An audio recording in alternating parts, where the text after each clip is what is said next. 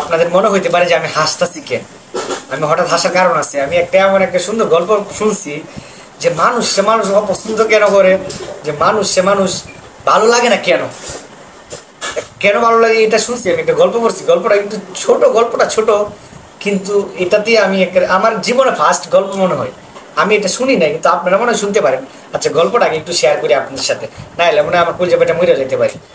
কথা রইতেছে যে এক কাক একটা কুকিলকে জিজ্ঞাসা করতেছে, আচ্ছা কাক, কুকিল ভাই, আপনিও কালো আমিও কালো, তাহলে আপনাকে মানুষ এত পছন্দ করে কেন?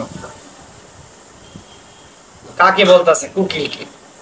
আপনিও কালো আমিও কালো, তা আপনাকে মানুষে এত পছন্দ করে, আর আমাকে তো এত পছন্দ করে না মানুষে কেন? বলতেছে, শুনেন ভাই, আমার কণ্ঠ আছে, আমার কণ্ঠের জন্য আমি সুন্দর কণ্ঠ আছে, তাই আমাকে মানুষ ভালোবাসে। কিন্তু কাকে কাকে পরে বুঝতে পারছি যে হ্যাঁ ঠিক আছে, তো যে সে তার কণ্ঠ আছে দেখে তো তাকে ভালোবাসে। আমার যদি কণ্ঠ থাকতো তাহলে আমিও তো ভালোবাসতে পারতাম, আমাকে তো মানুষ ভালোবাসতো। আমরা এটা থেকে কি বুঝলাম যে আমাদের চেহারা ডাজন্ট ম্যাটার, যে কার চেহারা কেমন, চেহারা দিকে মানুষ ভালোবাসে না। মানুষে টাকা পয়সা দিকে ভালোবাসে না, মানুষে অন্য কিছু অর্থ সম্পদ এগুলো দেখে ভালোবাসে না। মানুষের কথা যে আছে, একটা মুখের কথা, সুন্দর কথা হইলে আপনি থাকতে পারবেন, আপনি ভালোভাবে চলতে পারবেন, আপনাকে মানুষ ভালোবাসবে 100%। সত্যি কথা, আপনি কথা দিয়ে মানুষ দেখেন কত কিছু জয় করতে পারে।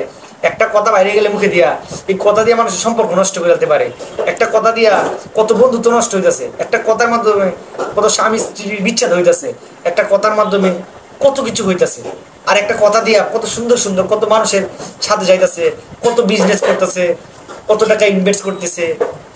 একটা কথা দিয়ে মানুষকে অনেক মানুষের কাছে যাওয়া যায়, কথা দিয়ে মানুষের ভালো ব্যবহার আশা করা যায়, মানুষের কাছে সম্মান নেওয়া যায়। কথাটা সত্যি কথা, গল্পটা আমার কাছে অনেক ভালো লাগছিল। আপনাদের কাছে কেমন লাগছে অবশ্যই কমেন্টে জানাবেন। সবাই ভালো থাকবেন, আসসালামু আলাইকুম।